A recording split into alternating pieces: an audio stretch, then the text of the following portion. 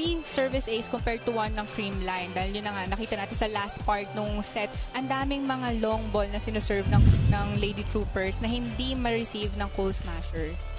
Now for the second set, Paneng, what adjustments ang kailangan gawin dito ng CREAMLINE? We talked about it briefly kanina kung bakit hindi sila makahabol, hindi sila makalamang. Ngayon, malaki yung tinambak sa kanila at the end of set number 1. What do they need to do? They need to focus on their reception.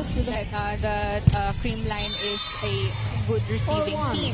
Pero sa first set na yon, ang daming service aces na yung mga bola na mahaba hindi na nila nakuha. Ito na nga ang top scorers ng both teams, si Lena Limareva naka 7 points and Gonzaga naka 5 points for Pacific Town Army. Pero malayo yung scores na nakuha ng Cool Smashers na top scorers si Valdez at Cookie na nakuha ng 3 points each. So kailangan na din for CREAMLINE na lahat ng iba nilang spikers, yung wing spikers na maging involved na din sa scoring department because not just 1 or 2 players can lead the team. There's an attack by Blanco and she scores. This is after a service ace ni Turbino. Still, pinapakita yung weakness ng CREAMLINE Cool Smashers in reception. Pero ito, a good sign involving Blanco. One of the 3 players in double digits, 12 points para kay Blanco nung panalo nila kontra sa Angels. So she needs to get involved sa Opensa as well. Gonzaga, off speed. Kinuha ni Morado. They want Eliza. Yes! Yes, it's the spot. We're tied at 2. Nice spike there from Eliza Valdez. Ang haba ng palo niya. And if I'm not mistaken, nakita natin na ibabaw din sa blockers yung spike niya na yun. Kaya nahirapan depensahan ng Lady Troopers. We're tied at 2-all. Set number 2. Chance to get the lead for the first time para sa Cool Smashers. Flick. Hindi papayag si Lena Flick as she gives the lead back to Pacific Town Army. Let's go to Therese Gaston. Eric and Paneng, coming into this match, Mary Jean Balsa tells me about their preparations in practice, which is to focus on their blockings, defense at serves. Sabi niya na kailangan mas kargado ang mga serves nila kasi sabi ni Coach Kung Fu, doon sila nagkulang last game.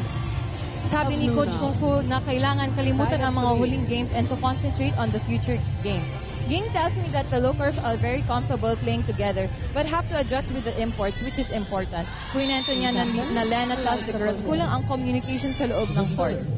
Para kay Ging, kailangan magsipag, veterano man o hindi. Importante na magsipag sa training at sa paglalaro. Your thoughts, Eric and Paneng? Well, tama ka doon, Teresa, no? I mean, and it's showing. Nakikita natin yung depensa nila. Several blocks in the first set kontra dito sa CREAMLINE Cool Smashers. It's yung practices nila, concentrating on defense and blocking. It's paying off today. That's right. And also, yung service nila, na sinabi din ni Ging Balse, lakasan yung service nila. Kaya napakita naman yun ng Lady Troopers. Ang dami nilang service aces at nahihirapan ng reception. Sa reception itong Cool Smashers dahil nga ito na yung game plan nila. Siguro na ilang araw nila itong pinag-practice or pinaghandaan. Na maganda ang napapakita ng Lady Troopers. Well, they know what's at stake. You know, they're at 4-4. Obviously, ayaw nilang magkaroon ng tayan, komplikasyon pa. Lalaban pa sila sa bangko because obviously you want to avoid the number 1 seed, whether it's you guys or CREAMLINE. Cool Smashers, right. Kaya ito na nga, kung ang goal nila talaga ay makuha, masecure ang third spot, kailangan nila mapanalo itong game na to. Kaya nagsisipag itong Lady Troopers. But 5, mas dikit ang ating pakpaka dito sa set number 2. Kutika Kaupin, see her game face on today. Nagsiseryoso na because obviously, it wasn't a good first set for the Cool Smashers. Nakita natin iba na yung aura ng Cool Smashers ngayon. Mas mabilis na sila kumilos at ang kanilang side out, yung from the service ng kalaban, napapatay nila kagad ng bola. Ang ganda naman ng tip ni Flick, saktong-sakto. As she gives the lead back to Bato. As she gives the lead back to Pacific Town Army. Flick is playing on a different level. That's right, no? Hindi lang to sa offensive side. Ang ganda din ng defense ang pinapakita niya. Yun na nga, from the back row, usually, mga backline spikers, papaluin na lang yan. Target ka sa mga corners. Pero yung nag-drop ball siya, na point din naman at maganda ang pinakita. Good block at the net by Papayo. Kontra kay Sato. 1-2 play is good. With a 1-2 play. Madami nakatayo lang din yung mga defenders ng full smashers, no? Eric, kita natin. Hindi nila, kaninong bola? Sinong kukuha ng bola na yon? Lahat sila nakapwesto, naka-abante na sila lahat. Pero marahil na nga yung communication na wala sila. Pacific Town Army. Gonzalez with a great play. Another poor receive. Morado with the tip. Underhand set para kay Caubin. Gonzaga trying to save it. Hindi na kaya. Caubin. 6-37. Well, mas maraming back and forth dito, no? So, mas dikit tayo here in set number 2. CREAMLINE. Pao Soriano, papasok para kay Risa Sato. Tignan natin kung how this affects Pao Soriano. First time off the bench ngayon. Medyo fresh na fresh pa to. But this is one of the weaknesses here in second set. Ano itong service errors? Madami ng service errors na nakikita natin from both teams.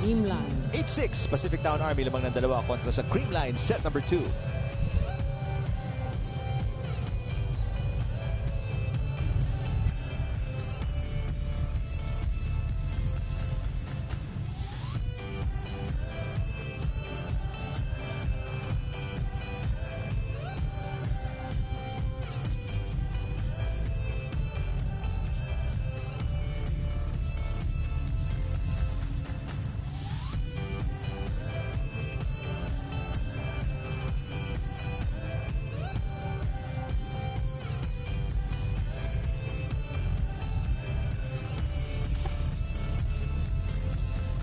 And kahit na Wednesday ng hapon, yung mga kids, medyo tapos na siguro yung classes nila. Siguro, I'm guessing 7 years old, 8 years old yun, no?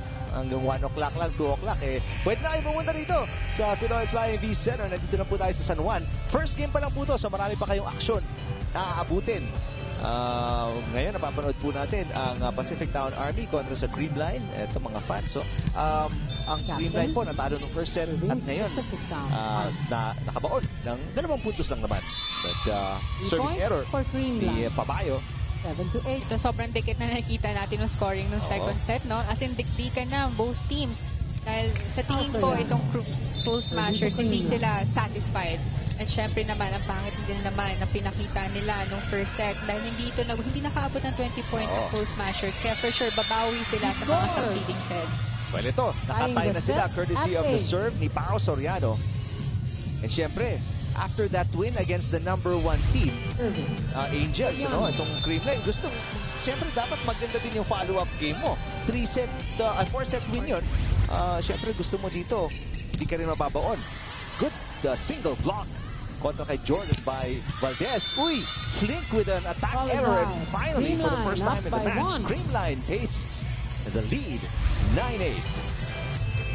I think Lena was going for the smaller blocker na si Gia yung blocker niya sa harap, no? Pero masyado nga din nakabig niya palabas kaya hindi nahawakan ng blocker ang bola niya. Flink nasa gitna. Blocked by Blanco and it's a 2-point lead for CREAMLINE. Blanco, great play at the net. 10-8. Single block there from Blanco. Ito, tignan natin yung replay. Ganda ng timing. And obviously, it doesn't hurt na matangkad si Blanco. Here's a timeout by Coach Kung Fures. Pakinggan natin.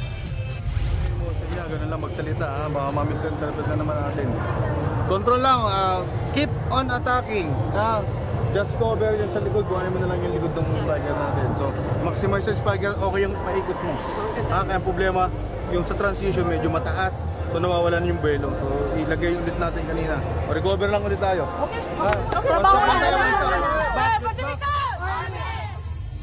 Well, if you're Coach Kung Fures, syempre ayaw mo nang lumaki pa tong kalamangan ng CREAMLINE. Kaya nga tumawag na siya ng timeout. They're down by 2. Pinaalala ni Coach Kung Fu doon na maganda naman yung nagiging transition na pinapakita ng Lady Troopers, pero yun na nga lang sa setting, sa pagsiset ng kanyang mga setters, minsan inconsistent, mataas para sa spiker, mababa. So kailangan lang kausapin yung isa't isa, alamin kung ano yung gusto na set ng kanyang spikers. Communication again as Gonzalez tinalikuran yung serve ni Soriano na sinilarte naman na how often do you see that? Tatama sa net, pero yung tama na hindi tatawid tumalbog po ng pataas, saka bumagsak. Ano yun, malakas ang serve ni Pao Soriano, kaya nakapasok din. 3 3-point lead. Pero babawiin agad ni With Flink. a cross-court kill. As she cuts the deficit to 2. 9-11. Ganda nung palo ni Flink. Ang ganda nung pagkaset. Let's take another look here. Ganda ng extension ng kamay ni Lena Flink doon. Kita mo Gonzalez. ang kanyang Serving. strong side din, yung cross spike. At nakita mo naman doon, kahit dalawa yung blockers niya, pasok at maganda ang palo. Samantala, Ale Blanco using all of that 6'2 frame. Take another look here. Hindi na inabot ni Jordan yung block. Yun ang bilis ng set ni Gia. Sobrang perfect yun for Blanco na matangkad din. Kaya minsan ibabaw sa blockers niya yung kanyang spike. Good-looking serve mula kay Morado. Flink. There's a net violation itatawag by our second referee, Orlando Eusebio. The CREAMLINE doing a good job protecting this slim 2-point lead. 12 Guest player, Lena, set number 2. Flink. Serving for Pacific Town arm.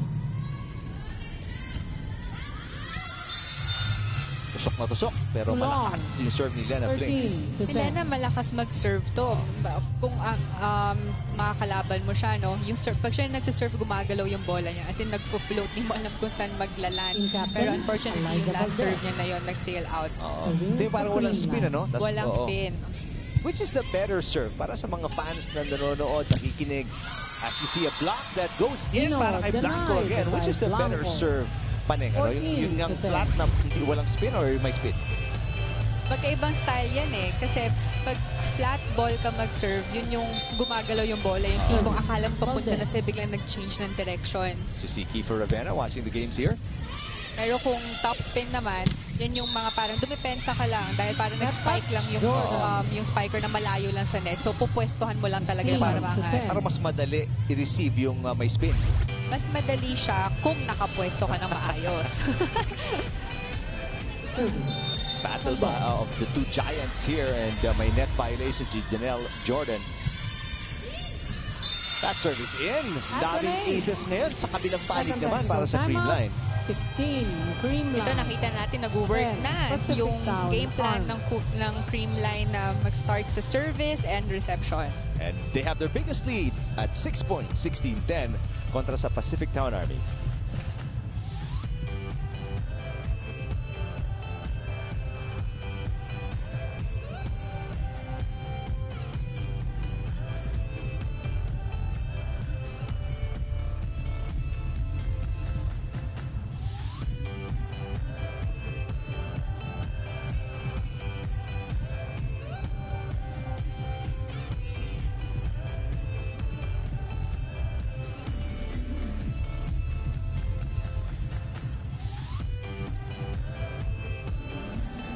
DJ Jimmy nag-spin ng ating music dito sa ating first game.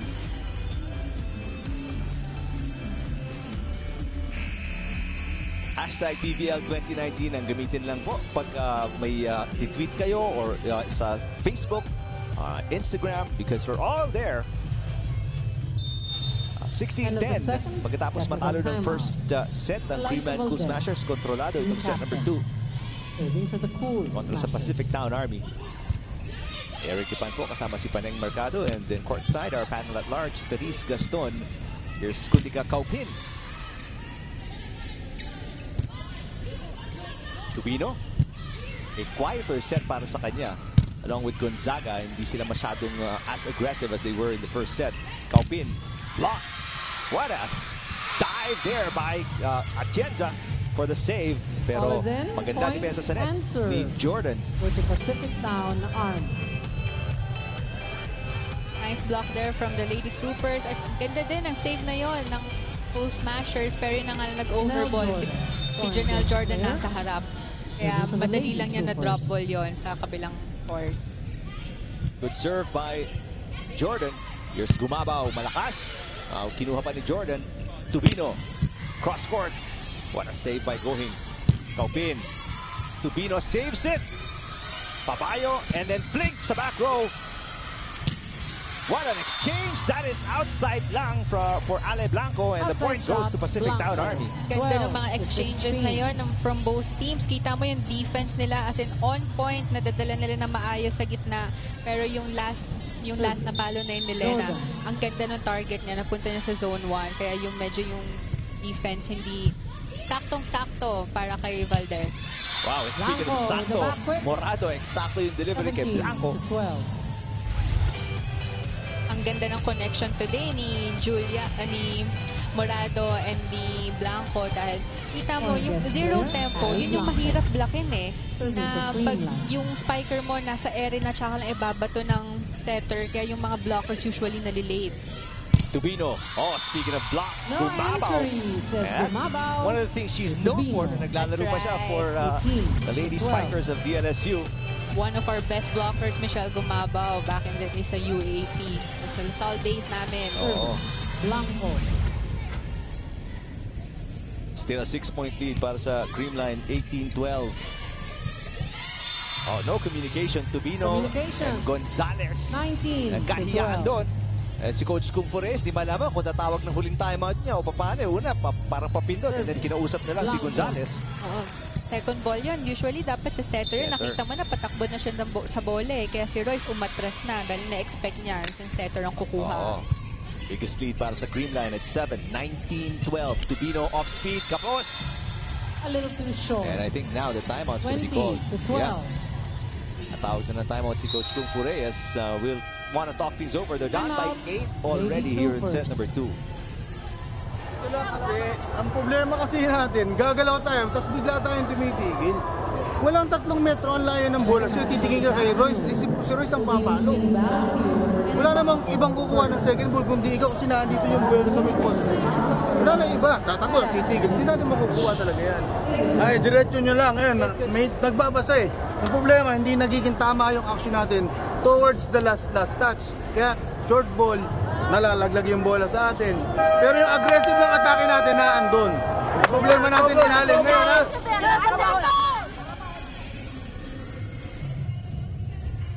Yun, Eric, nakita mo yun.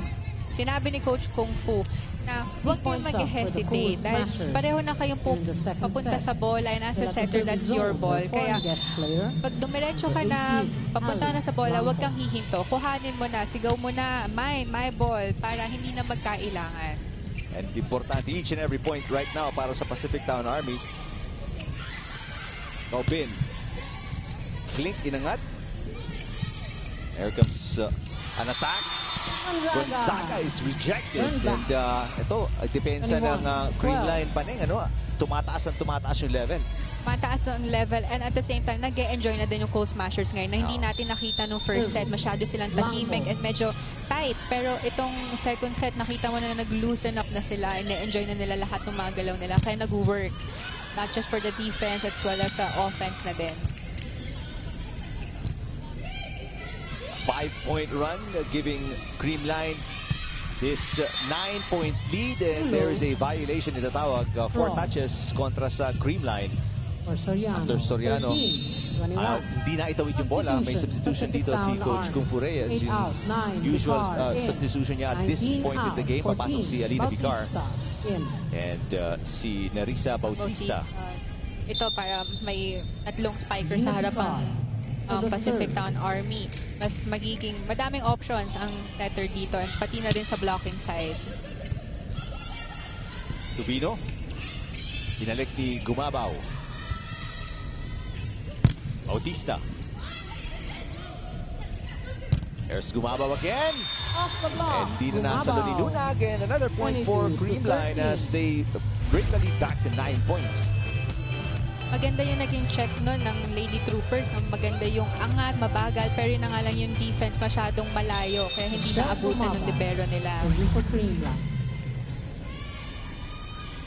Parang mirror image tong set number 1 nung set number 2 nung set number 1 9-point, 10-point lead, and then naghahabol.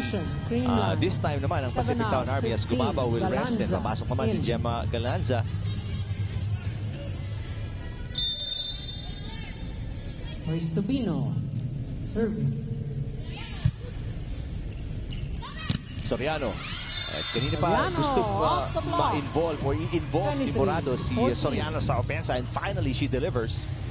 Maganda yung palo na yun ni Pao Soriano, pero if we're looking at the lane troopers, na nabanggit din ni Coach Kung Fu kanina, ang problema nila is yung sa ilalim, which is yung depensa nila.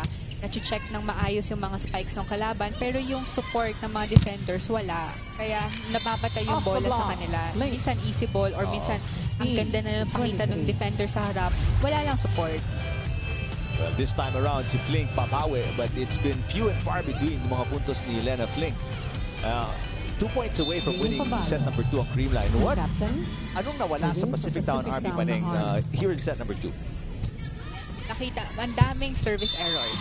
Yung kanina, nung first set, magandang pinakita nila sa service area, pero ngayon naman sa second set, madami silang error sa service line, but not just that, yung defense na din. Ngayon, madami sa kanila yung nasa pwesto lang, pero hindi mo nakikita yung attempt, yung aggressiveness, yun yung nawala. And parang hindi na rin sila nag-e-enjoy ngayon kumpara ng first set. And puro smiles naman nakikita natin dito sa Creamline as Pao Soriano with her second point of the game. 12-1. And it's 8 set points for Creamline, 24-16. Kyle Negrito is in the game. Siguro kanina pa hirap na hirap din to sa mga serves ng Creamline. Looking for the final point. Ale Blanco delivers. Ends the set for the Cool Smashers. And it's like the tables were turned 16. here in set number 2 as Creamline Cool Smashers a better